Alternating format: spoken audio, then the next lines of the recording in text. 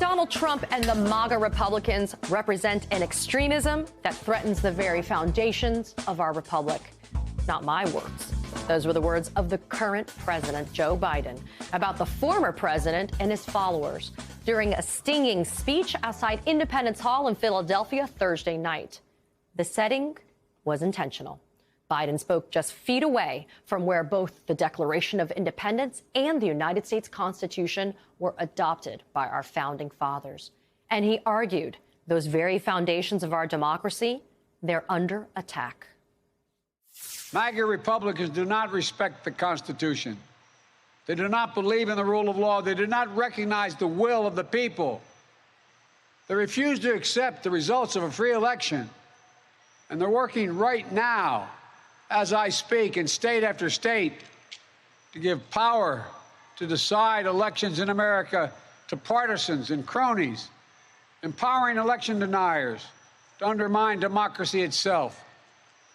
MAGA forces are determined to take this country backwards.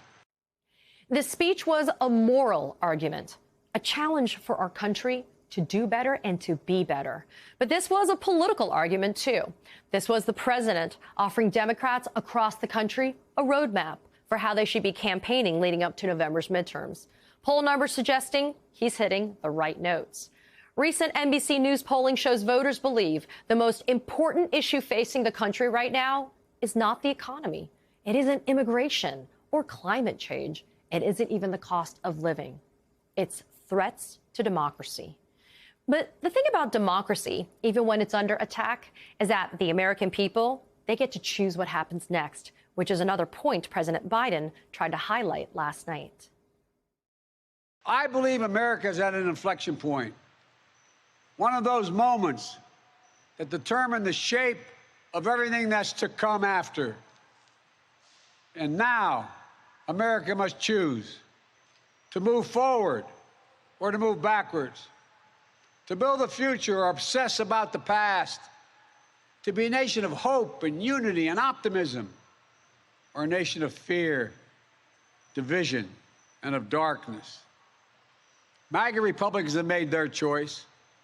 They embrace anger. They thrive on chaos. They live not in the light of truth, but in the shadow of lies. But together we can choose a different path. We can choose a better path forward to the future. It is worth noting that the Democrats have now overperformed their 2020 margins in all 5 special elections since Roe v. Wade was overturned. The power to choose in every facet of American life appears to be a driving force for voters right now. And that's the very platform Democrat Pat Ryan ran on to win his special election in New York's 19th congressional district. The night he won, he tweeted, quote, "Choice was on the ballot, freedom was on the ballot, and tonight choice and freedom won.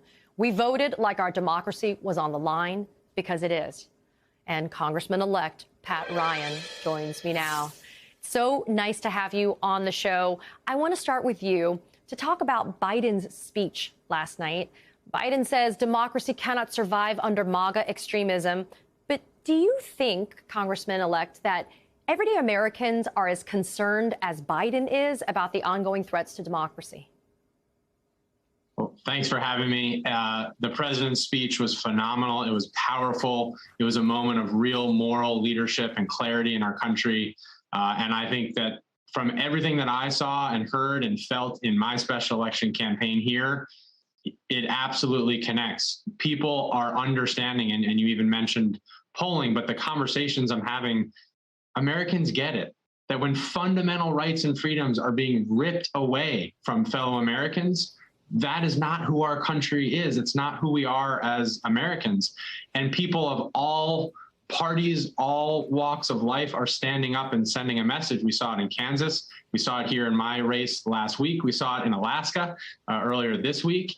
And this is a moment of hope and optimism for me, for the country. I believe that we are certainly at a dark moment, but I think we're starting to find ourselves again and realize we actually share an awful lot in common, and freedom and choice are foundational, shared American values.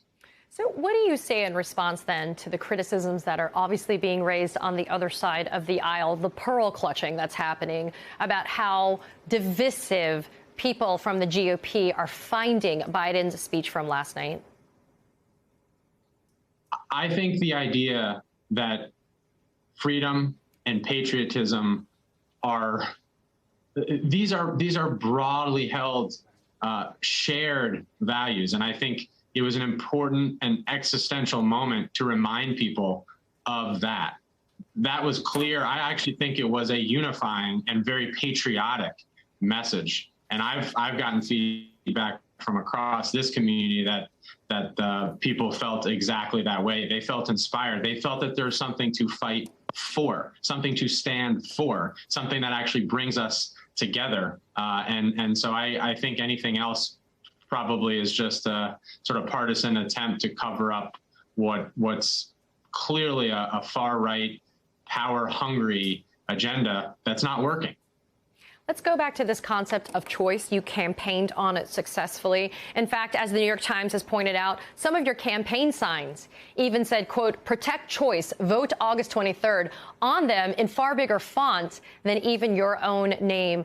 Do you believe choice, when it deals with an issue as critically personal as abortion, was one of the biggest issues that motivated voters to come out and support you?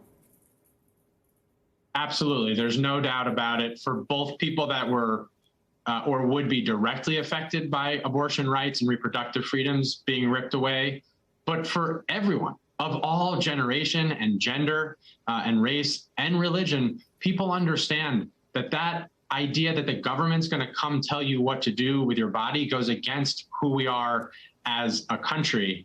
And what was so hopeful for me in our outcome in this special election is people stood up and said, that isn't who we are. We are going to stand up for our fellow Americans against this extremist ideology and these power grabs for foundational rights. And the idea that we centered the campaign not about me or my name or even the district, but a much broader shared value of choice and of freedom, I think is a big part of why we had success, because people understood that this is bigger than a person or a candidate or a member of Congress or a district, these arbitrary lines. This is about our country.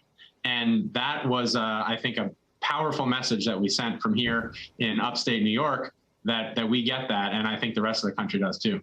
Let's talk about your area. Your particular district is actually known as a bit of a bellwether. It's mirrored the national landscape for a number of past elections.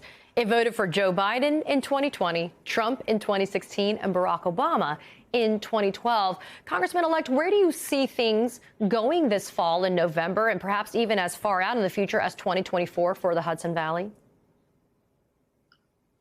Well, I think we sent a strong and clear message that when rights and freedoms, when choice are being taken away, we are going to stand up. And unfortunately, those grabs for power are only getting worse. We've seen now multiple pieces of legislation introduced in the Congress for a national ban on abortions, despite the fact that across the country, the vast majority of Americans are saying that is not what we want. That is not who we are. So we're going to have to fight even harder, certainly coming into November, on issues of reproductive freedom, abortion access, and a lot of other rights and freedoms that are on the line. Voting rights, of course, and election integrity are huge. It all fits, though, under this umbrella of threats to our democracy. I never thought that we would be at this point. I took an oath when I graduated West Point to protect and defend our Constitution from enemies, foreign and domestic. And now we are seeing that some of the most grave threats to our Constitution, our democracy, are right here at home from this far right. And we have to call that out. We have to be clear and unequivocal and not pull our punches in terms of what is at stake. And the president did that. And I think it's extremely important that he did. I'm glad you bring up your West Point experience. You graduated from that honored institution. On your campaign website, you noted how the words duty, honor, and country, which is the West Point motto, are also the virtues that you intend to bring to Washington, D.C. But how are you feeling about how some former members of the military now have become so deeply involved in some of the most extremist groups that are out there? It's really disappointing. It's sad, and it's scary. It shows that there's this fine line, I think, and an important distinction, though, between nationalism and patriotism. Nationalism, a force that's been used throughout human history for darkness and cynicism and division, and often leading to war and death and violence. Patriotism, which I believe is a positive, constructive force that says, I love my country, I believe in it, and recognize I have to push to make it better. And that is a unifying view. And I think there are a lot of folks who have sort of fallen prey to some of this nationalist rhetoric, including, the gentleman that stormed the FBI in Cincinnati, and many others that have served our country and deserve respect and recognition for that. We have to reach out to them. We have to remind them of really the meanings of the oath that they took, and the fragility of our democracy, really. Congressman-elect Pat Ryan, part of your messaging includes reclaiming patriotism. We certainly hope that that ends up being the case, and we're keeping our fingers crossed, and we congratulate you on your recent win. Thanks for being here. Thank you for having me.